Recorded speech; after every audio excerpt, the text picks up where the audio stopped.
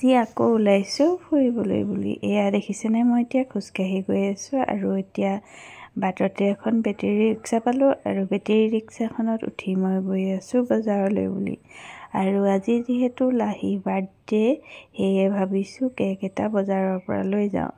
আৰু এতিয়া আহি সোমালোঁ মঞ্চত কেক এটা চাই ল'লোঁ আৰু কেনেকুৱা ধৰণৰ কেক কিনিছোঁ আপোনালোকক ঘৰত গৈ দেখাম। এয়া কেকটো লৈ এতিয়া আহি আছোঁ ঘৰলৈ। এয়া দেখিছেনে, সন্ধিয়া হৈ গৈছে আৰু এতিয়া আমি আহি পাই গৈছোঁ ঘৰৰ।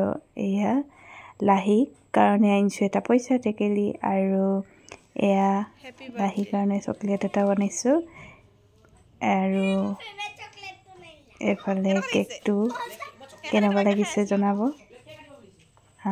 এইফালে টাইচনে শুনি আছে গান, চাউণ্ড বক্সটো ডিঙিটো লমাই লৈছে।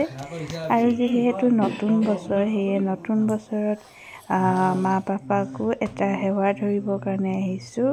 সেয়ে প্ৰথমে সেৱাটো কৰি লৈছোঁ আৰু আছে সেৱা কৰি যাব লাগিব আকৌ নিচাহঁতৰ ঘৰত, যিহেতু এয়া বিয়ৈ লগ লাগি কথা পাতি আছে।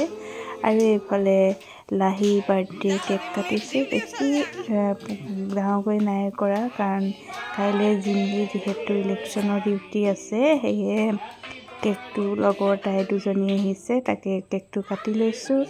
আৰু এয়া এতিয়া লাহীয়ে কেক খুৱাই আছে।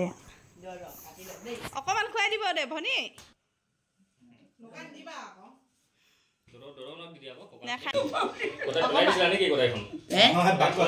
আৰু এইফালে টাইচনেও খাইছে লাহী বাৰ্থডে কেক।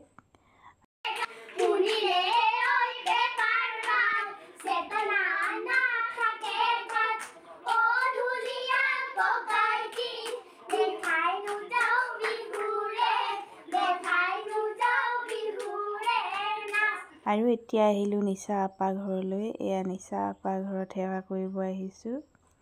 এয়া নিচা আৰু এইফালে আপা। আৰু সেৱা কৰি এতিয়া আহিছোঁ ঘৰলৈ। আৰু ঘৰত এইফালে পাপাই বনাই আছে হাঁহ মাংস, জুহালতে বনাইছে।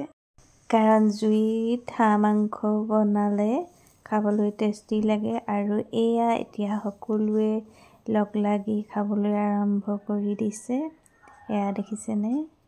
আৰু এয়া হৈছে বাৰ্থডে গাৰ্লেও খাই আছে।